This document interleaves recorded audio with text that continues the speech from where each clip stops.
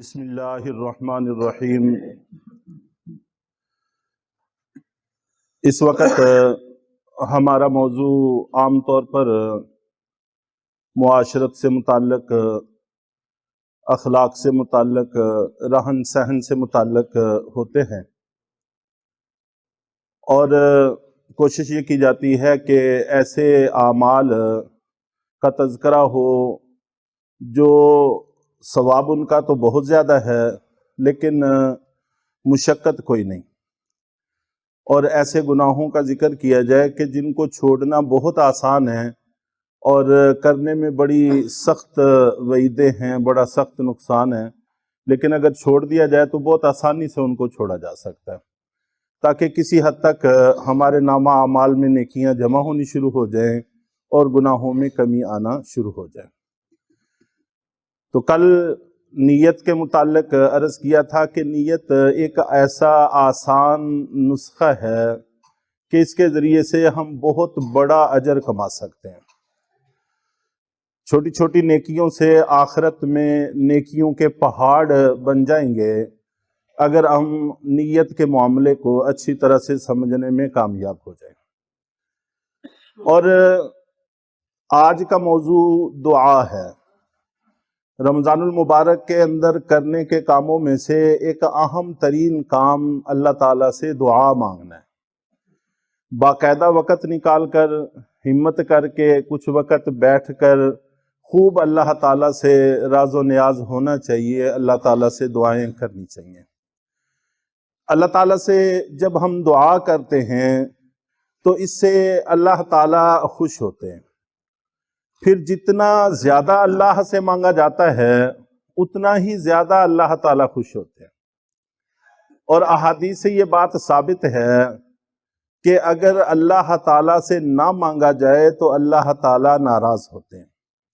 ہم لوگ کمزور ہیں، اللہ تعالیٰ نے انسانوں کو کمزور ہی پیدا کیا ہے۔ ہم 1 سے 2 سے 3 دفعہ کے بعد عام طور پر گھبرا جاتے ہیں، پریشان ہو جاتے ہیں۔ انسان ہیں، کمزور ہیں، لیکن وہ خالق ہے، وہ بہت بڑے ظرف کا مالک ہے، اس سے مانگنا چاہیے۔ اور نبی پاک صلی اللہ علیہ وسلم کا فرمان ہے، ترمذی شریف میں ہے، کہ آپ نے فرمایا کہ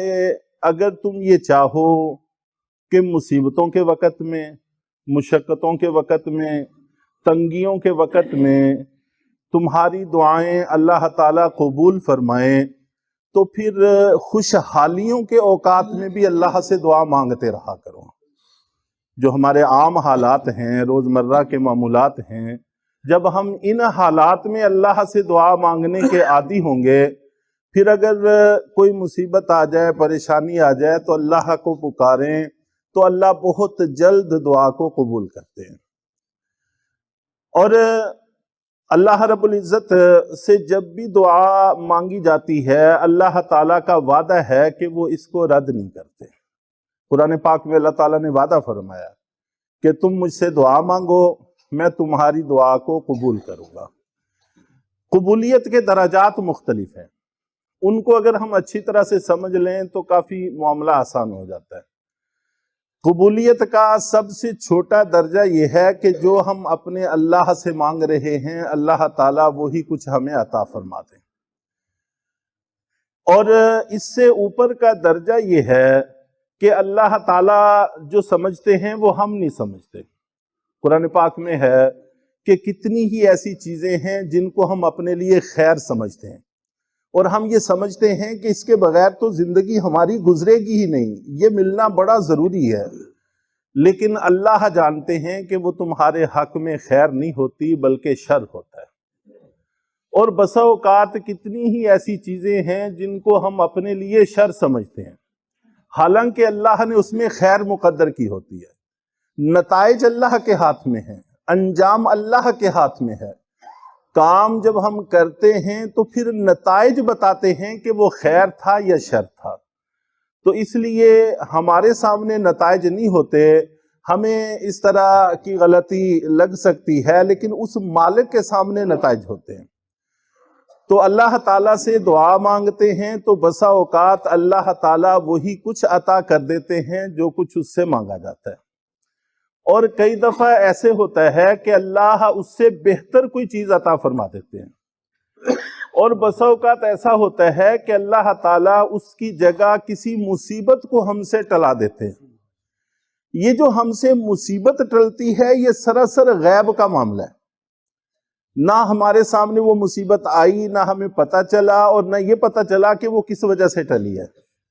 لیکن یہ اللہ جانتے ہیں کہ کتنی ہی ایسی مصیبتیں ہیں جو روزمرہ ہماری طرف متوجہ ہوتی ہیں، اللہ تعالیٰ ان سے ہمیں بچا لیتے ہیں۔ تو دعا کی کثرت یہ مصائب کے روکنے میں زبردست معین اور مددگار ثابت ہوتی ہے۔ اور پھر دعا کا مقصد صرف یہ نہیں ہے کہ ہماری ضرورتیں پوری ہوں گی، ہمارے مقصد پورے ہوں گے، وہ بھی ہوتے ہیں، اس کے ساتھ ساتھ دعا مستقل ایک عبادت ہے، اور اس کو عبادت کا مغز قرار دیا۔ اللہ کے نبی صلی اللہ علیہ وسلم نے فرمایا کہ دعا عبادت کا مغز ہے، لب لباب ہے، خلاص ہے، گویا کہ دعا یہ عبادت کا مقصد ہے، کیونکہ دعا سے اللہ اور بندے کے درمیان میں ایک ناطہ ہے قرب کا، وہ مضبوط ہوتا ہے، اور ساری عبادات سے مقصود یہی ہے۔ جب ہم اللہ سے دعا مانگتے ہیں تو ہمارے دل کا ناطہ اللہ سے مضبوط تر ہوتا چلا جاتا ہے، تو جس سے دنیا میں بھی ہمیں فائدہ ہوتا ہے اور آخرت میں بھی ہمیں اس سے فائدہ ہوگا۔ اور دعا کے اندر یہ بھی کوئی ضروری نہیں ہے کہ بڑی بڑی چیزیں ہی مانگی جائیں، بلکہ بڑی بڑی چیزیں بھی اس مالک سے مانگنی چاہیے، چھوٹی چھوٹی چیزیں بھی اس مالک سے مانگنی چاہیے۔ اللہ کے نبی صلی اللہ علیہ وسلم کا فرمان ہے کہ اگر تمہارے جوتے کا تسمہ بھی ٹوٹ جائے تو اس سے مانگو۔ اس سے مانگو کا مطلب یہ ہوتا ہے کہ سب سے پہلے ہمارا ذہن اللہ کی طرف جانا چاہیے اور اللہ سے دعا مانگنی چاہیے، پھر اللہ تعالیٰ اس چیز کے حصول میں آسانی پیدا فرما دیتے ہیں۔ ایک تو ہمارا تعلق اللہ سے جڑ گیا، جب بھی کوئی پریشانی آئی تو فوراً ذہن اللہ کی طرف چلا گیا، یہ تعلق کی مضبوطی کی علامت ہے۔ بچے کو جب بھی کوئی مصیبت آتی ہے، پریشانی آتی ہے، وہ ماں پکارتا ہے، تو گویا کہ ہم بھی وہ بچے ہیں، بڑے بچے، کہ جب بھی کوئی مسئلہ درپیش آئے تو زبان پر اللہ آ جائے تو یہ بہت بڑی بات ہے۔ تو اللہ سے دعا مانگ لیں، دل ہی دل میں دعا مانگ لیں، اور اس کے بعد پھر اس کے حاصل کرنے کی طرف چلیں تو اللہ تعالیٰ مقصد کے حصول میں آسانی پیدا کر دیتے ہیں۔ اور دعا مانگنے کے آداب ہیں، لیکن ضروری نہیں ہے شروع میں اللہ کی حمد ہو، درود شریف ہو، قبلہ رخ آدمی ہو کر بیٹھے اور ہاتھ اٹھا کر مانگے، اور یہ سارے آداب ہیں دعا کے، لیکن یہ آداب ضروری نہیں ہے۔ انسان چلتے پھرتے بغیر ہاتھ اٹھائے بھی دعا مانگ سکتا ہے، انسان اپنے کام میں لگے لگے بھی اللہ کی طرف متوجہ ہو سکتا ہے۔ تو بس